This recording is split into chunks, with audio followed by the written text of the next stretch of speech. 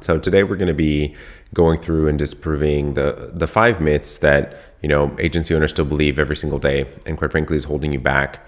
And so I'm going to show you how you can achieve success that you truly desire, and go through these 5 myths and sort of what's going on internally for you.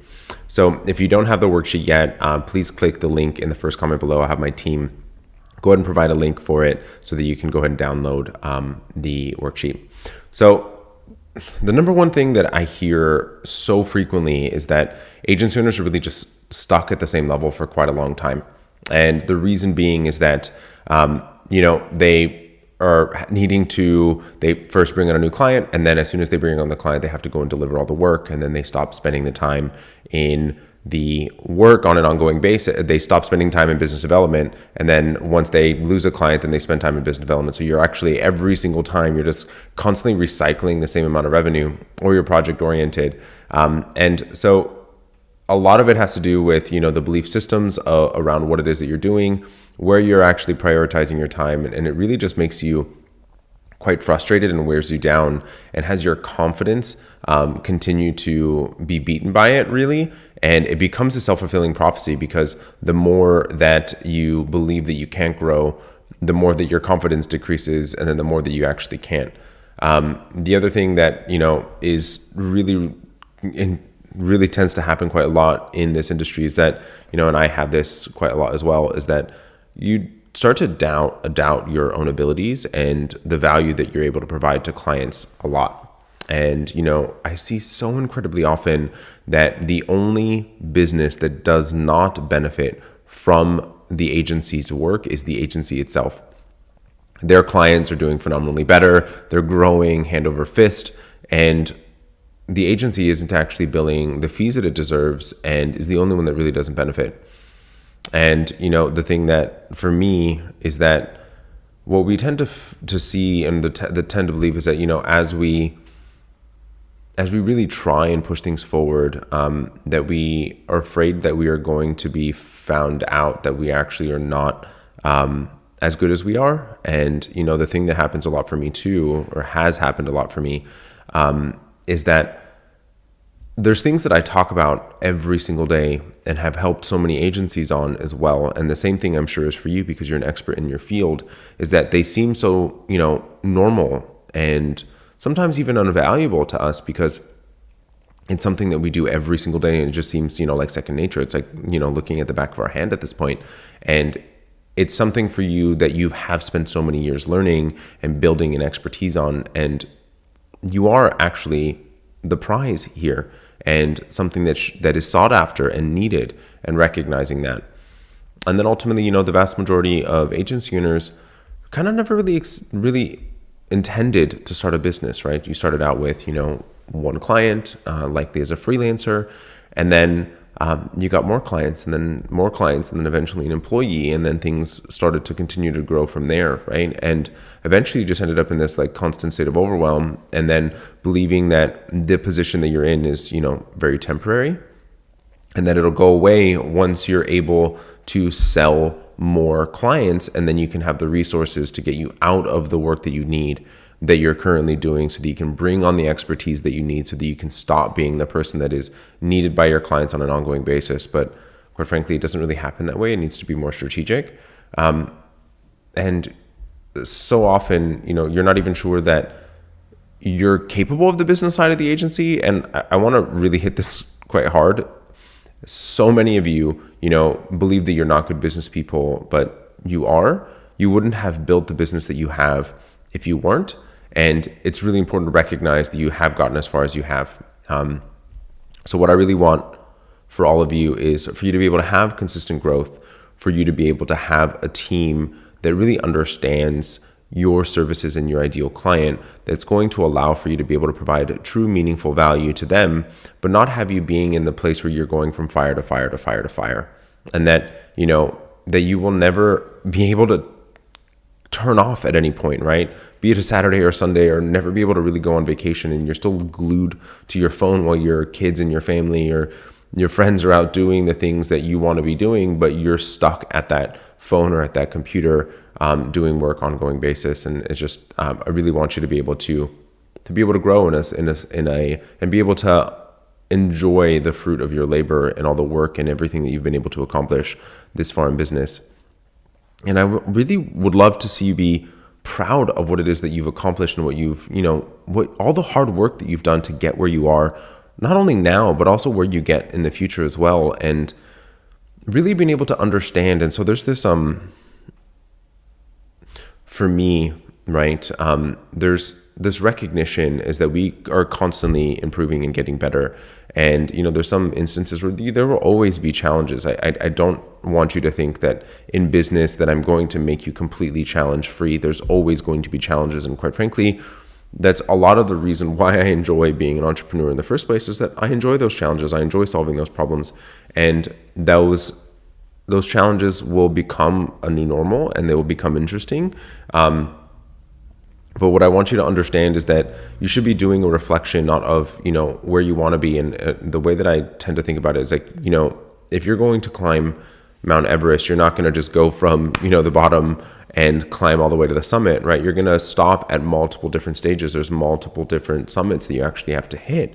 And you have to think about it in recognizing that every single one is going to have, each time you go for a new climb, it's going to have challenges, but recognizing how far you've come is the thing that's really important, is that this new high, right, and the low of where you currently are right now is actually so much higher than you were before and so much more evolved and better in your business. So I'd love for you to take a moment and just recognize that, one, you deserve the success that you have, one, you deserve the success that you will have, and that, open yourself up to being able to accomplish those successes that you really want.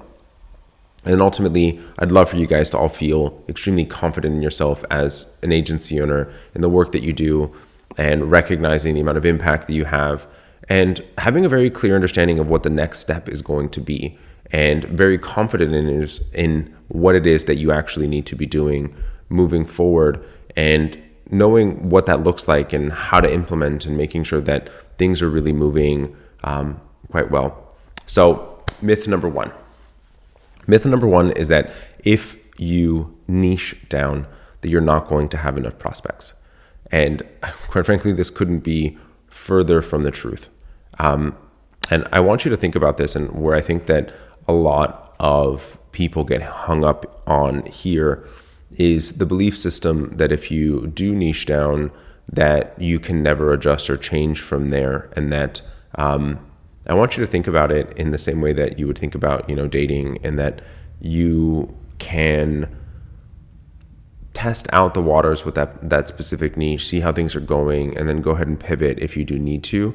Quite frankly, in the systems that we utilize internally, and how we actually go about selecting a niche, allows for you to make sure that you don't really need to do that. But there is this initial block in actually making that commitment that can be quite difficult, right? And just making that decision. So I want you to think about it that way, and that you can make adjustments, you can pivot. I mean, quite frankly, look at where Amazon started to where it is today, right? They started as a bookstore, and now they're selling tons of other things, right? And they did pivot and make changes and actually how they did things. And so just recognizing that what you start out to be doesn't mean that that's who and how you will actually end up in the end as well, that things do adjust, and that's okay. So let's talk about, niches in general, right? So the thing that's really important to recognize here is that, realistically speaking, only the top 3% of agencies are able to grow to that 7-figure line or more, right? So 97% of them stay relatively small, and a ton of them never even reach 6 figures. And it's because they're not able to really differentiate themselves, and not actually able to reduce the amount of competition that they have. So that 97% of agencies are all competing in the same space. The agencies that are niche down in both industry and service type are actually the ones that are earning the highest end of the echelon, and they're getting more clients and growing at the highest rates as well. And I see this just statistically speaking, and as an accountant and as someone that works exclusively in this industry, I know that this is something that I see time and time again with agencies on an ongoing basis. It increases the amount of visibility. It really hones the amount of expertise that you have.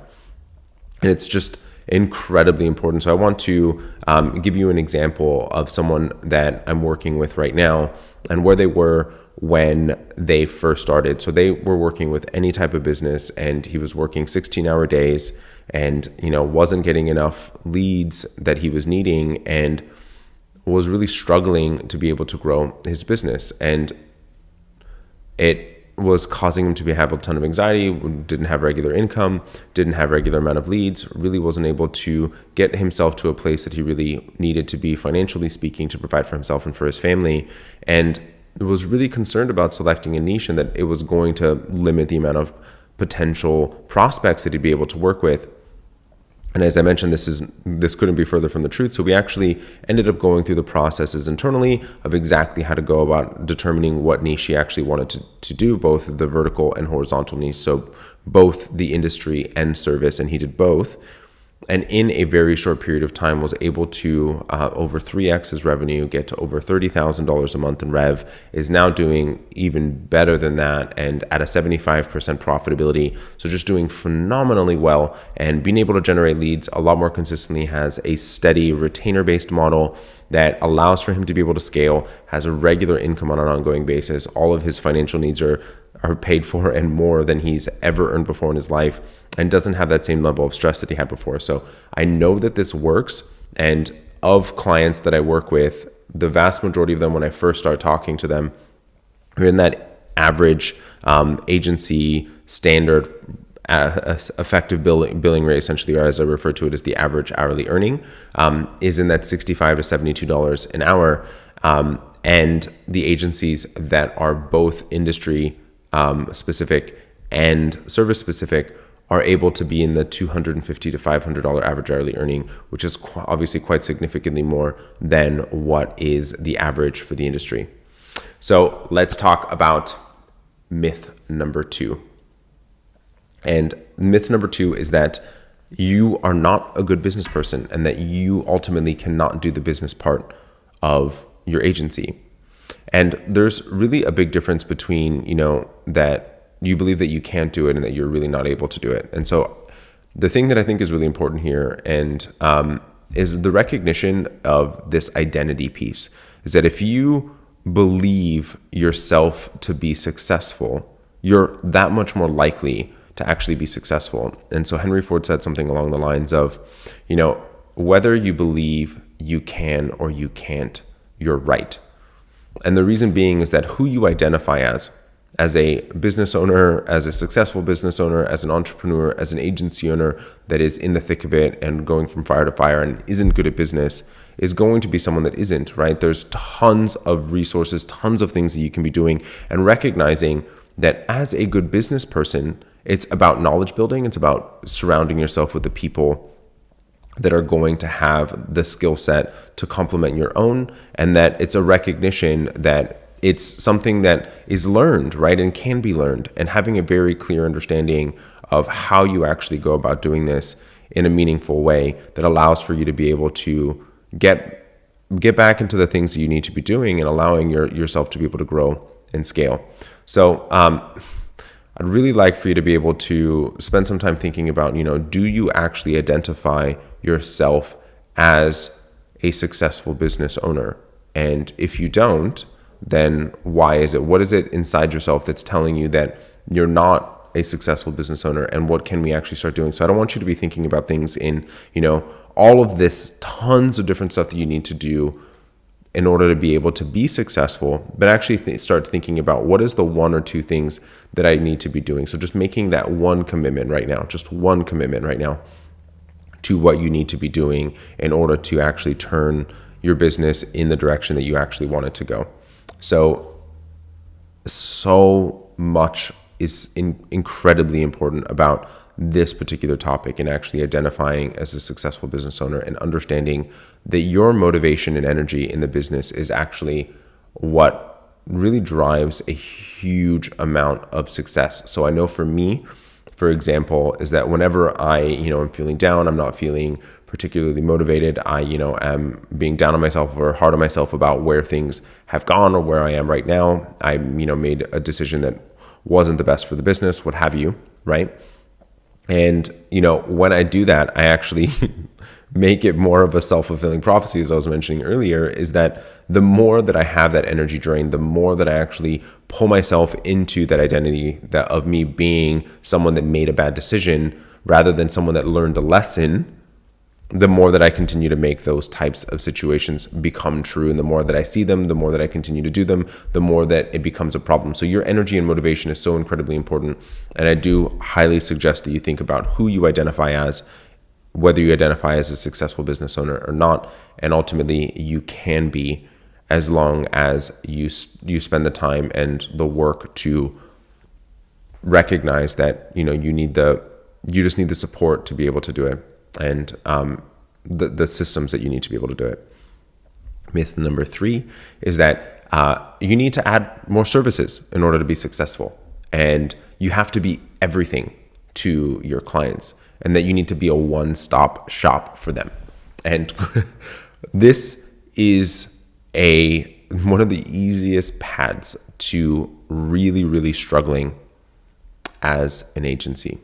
And this is for so many reasons. So the vast majority of time, this is how it goes, right? Is that you have a client, you're doing XYZ service for them, and you are really excelling at it because that's something that is in your wheelhouse. That's something that is in your superpower, your zone of genius, right? And so you clearly knock it out of the park because this is something that you know very well. You spent years honing this particular skill, and they are blown out of the water by it. And then they ask you to do something else because they, trust you in this particular area. So now they want to offer you additional work and additional business to work with them because they, how well you did before. And so you end up actually saying yes to it because you do it out of, seeing the money, and you actually want the additional revenue, right? As, the vast majority of us as entrepreneurs want, and then recognizing and then trying to start to figure it out and do it. The problem is that you don't know how to do it, right? You need to figure it out, and you're going to do it maybe okay, even potentially relatively well, but only you can. You don't have the team, you don't have the process, you haven't honed it yet, you don't know all the different possibilities yet, and why the vast majority of agency owners are actually moving from fire to fire to fire to fire, especially for the ones that describe themselves as a full service agency. And what you really need to be is be the best at your service, be the best at what you do, stay in that zone of genius, that thing that you really do very well. And I want you to think about the differentiation between the agencies that you respect, right? They do things particularly well in one specific area. And then you look at the agencies as well that are acquired. Those agencies are all very specialized in what it is that they do. They don't offer this huge laundry list of services. They don't need to be everything to everyone. They just need to be the right things to the right people. And I really caution you against actually allowing your agency to be designed more by your clients than by yourself.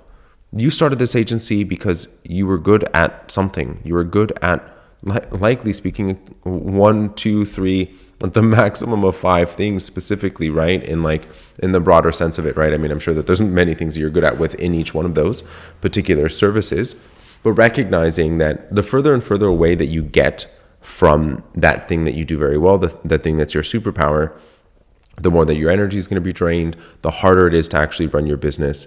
And quite frankly, the higher client churn that you're going to have, the less result that you're going to have for your clients. And ultimately speaking, it isn't where you want to be, in my opinion. And it's something that the vast majority of agencies sort of get stuck in, is that I need to add these services because then clients are going to go somewhere else. And what they want is a one-stop shop. And quite frankly, no, it's not. What they want is a result. And they want to understand that they're safe in actually getting that result. They don't want a one-stop shop. And they recognize, and every single human recognizes that you can't be and excel at all of them, right? You can't and you don't unless you are these, global conglomerate agency that has resources that are doing, multiple hundreds of millions a year in revenue that allows for you to be able to have those types of resources. And, the vast majority of clients can't afford that type of agency, nor do they want to. And so it's not really, not really the path that you actually want to go. And so myth number 4, and I think this is quite an interesting one, is that I'm the only person at my agency that can do X. And so you are, keeping all the items very close to you for a number of reasons. And I want to hit this very hard. And this might be when I'm going to start with the story. And then I'll get into it a little bit more. So I was on a trip in Greece with a group of friends. And we had rented a yacht, and we were away from having any cell phone service. And I had an interesting revelation in myself, and the reason why I'm sharing it will tie back to this overall concept. But I was away from having any cell phone service for a couple of days, and it made me quite nervous that something was going to happen, and that I was going to be needed, and that something was going to crash and burn, and I wasn't going to know about it, and I wasn't going to be able to swoop in and fix it, right? And when I finally got back, I frantically looking at my phone, checking things, and not saying that there weren't things that I could have done and might have even done differently, but there were no fires. Everything was fine. Everything went smoothly. Everything was okay. And the most interesting thing about this story is not that I had a great team and that, I had set up a business that functioned without me. The thing that was most interesting for me is that I was actually kind of disappointed, and that I had built a business around actually making me feel, like the superhero a bit, right? And that it was an ego-driven sort of mindset that I had, and that I had a team that was more than capable. And I recognized from that point forward too that I needed to actually put more responsibility on them. Is that they are capable and can solve problems all on their own. It's just that when I'm there, and that I'm actually the one watching everything, that I don't allow them to actually rise to the occasion. And this happens so much, and has happened, tons of times for different agencies. And I will give you an example of one in a moment. Is that you are not the only person that can do a lot of the work, and you may be the only person that has a certain level of expertise for a certain level of work. But the thing that you should be doing, and the thing that I have learned in my own business, is that my job is to say yes or no. That is my job. And if I'm doing more than that, and my team isn't coming in with the suggestions of what and how things should be done, then I haven't done my job right, or I haven't set up the system to do it correctly. But ultimately, you are not the only person that can do that work. The other thing that ends up happening quite a lot here is that I could do it so much faster than my team. And you're not wrong, you're 100% right. You could. And you likely would do it a ton faster. But the thing is that if you were to spend the time to actually invest into your team or invest in someone else, you're going to be able to get out of that work. The other thing that you really need to think about here is that there's the difference between being the doer and being the business owner. And it may not seem like this really, really big difference, but ultimately it really is. And that if you are constantly in the thick of it, you're never going to be doing the high level thinking, vision, forward future building that you want to do, that is going to allow for you to be able to accomplish your goals, unless you stop doing everything. And obviously, I'm not saying that you're going to eliminate everything on your list today, right? There's the reality and then what you would really want, but you can start to get things slowly but surely in making a decision. And again, as I mentioned before, make a decision to remove one thing from your plate today. Maybe tomorrow we can do 2. But ultimately, you are not the only person that can do the things in your business. And if you are, and you have a team, you've done something wrong in who you've hired. And you should spend some time thinking about that. So the thing that I find quite interesting, and I'll give you an abridged version of this story. I have a client that had a team that was constantly having problems. Clients would suggest that that they wanted them to be on the calls, or that the team wasn't doing what they needed, and so the owner was being pulled in quite a lot. And his position was that I'm needed, I need to do these things, and I'm the only person that could do X, Y, Z.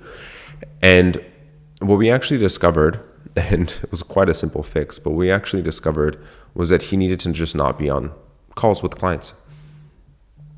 And I'll explain a little bit as to why, but the reason being is that while he was in the calls, he was the one that was speaking the most. So built a relationship with the clients. The clients trusted him most, even though the things that he was coming forward with were all the things that the team had done. The team had ideated on, the team had created, and ultimately he was, utilizing the team and would actually try to say, hey, this person can help with XYZ, but he was the one that had the relationship. And when you're in the room as the agency owner, your team is going to give you deference. They're going to let you speak first. And it's a normal thing that most people and most employees are going to do. And it's important to recognize that. It's important to recognize that if you speak less, if you're available less, they're going to actually need you less. And it's really an important thing to recognize that you can remove yourself from that place that you're in and allow your agency to continue to grow, and you don't have to do everything. So myth number 5 is that if I raise my prices, I'm going to lose both clients and prospects. And while I do tend to believe that, people love a good bargain, but clients also know that they get what they pay for, right? And it really isn't about the price. It's about the value and the result they're going to get. So it's extremely important to recognize this, right? And the vast majority, in very, very few instances, have I actually had clients when raising their fees, and I've even seen fees raised at 75, 85% of where they were before. Actually, one that I'm thinking of right now, actually 3x their cost with their existing clients and their prospects, and actually didn't lose any of their conversion. They were just that far underpriced. Price really isn't the problem. Price really isn't the reason why you're going to get a client. And ultimately, price isn't the reason that someone is going to choose you. And if it is, that means that you haven't differentiated yourself. And that means that you're just competing in a space of everyone. And the only reason that someone is going to choose you based on price is because you all sound and look the same against every other agency. And, business owners, your clients, your ideal clients should be doing their due diligence and talking with a couple of agencies and figuring out what's out there. But if the reason that they make a choice is based on the price, it's because you didn't differentiate yourself, and it's because you didn't actually increase the way that they felt about you, the way that they actually interacted with you, and how you position the agency. So having a recognition, understanding. So I want you to think about something in this context, right? And this has nothing to do with agencies, but I want you, and just for a frame of understanding of how pricing works and what really matters here, is that, so we can go to, 24-hour fitness, you can go to Equinox, you can, and the price points between the two are quite different. There's that, I'm not exactly sure what the price for 24-hour fitness is these days, but let's call it $40 a month, right? And Equinox is then $250, $350 a month. And the reason being, right, is that people believe and have, the status association. They believe that and they know that there's going to be trainers around. They're more likely to work out. They believe even the price point is actually going to have them show up more frequently. And they will pay the price point, the difference, right? The next level is that, someone could actually go and pay, should they want to lose the weight quickly, they could pay to have a surgeon, do some liposuction, a tummy tuck, do the work cosmetically. And the price point goes from $350 a month to potentially, $50,000, $70,000, $100,000, maybe even more. Now imagine what the price point would be for a magic pill that you could take and lose all the weight and, have your skin gain some elasticity to it. That pill would cost an obscene amount of money. And what is the reason why? It's because people want an surety that they're going to get the result. They want to understand that it isn't going to take a lot of sacrifice, and they need to understand that they're actually possibly going to achieve it, and understand and believe that you are going to actually reduce the risk that they have in accomplishing the goal that they want. And so you should spend, and if you believe that price is a differentiator for you, if you believe the price is going to actually have your clients run away. And obviously there's limits to this, right? I mean, markets will have limits to the price point. I'm telling you that you need to spend some time thinking about how you're positioning your agency, how you're communicating with prospects, how you're communicating with clients. And I do implore you to actually go and increase your price. Try it with a couple, maybe even the ones that you are not particularly bothered by losing, not ones that, are not getting the results you're looking for, because ultimately you increase the price when someone's unhappy, they're going to leave. But if you increase the fees with someone that is actually happy and getting the result that they came here to get, they're not going to go away because of price. So we've gone through this training, and I really hope that it was helpful for you in understanding, that internal monologue that we all have as business owners, and what I actually see happen a lot for agency owners, and the common struggles that are, very prevalent in this industry. And if maybe you're going through one or a couple of them right now, and it does take some time and some internal reflection to get past them. And I would love to help you fast forward that process. And I'd love to be able to personally help you being able to get past those limiting beliefs that are holding you back. And so if you want to go ahead and click on my name and just shoot me a direct message, happy to get on a call with you, talk about what you can be doing the next 90 days and just talk through where you are right now. I'm absolutely happy to help. Please do reach out to me as a resource. That's what I'm here for. All right, everybody, I really hope that you enjoyed this training today, and I really hope that you found it illuminating. All right, see you next week.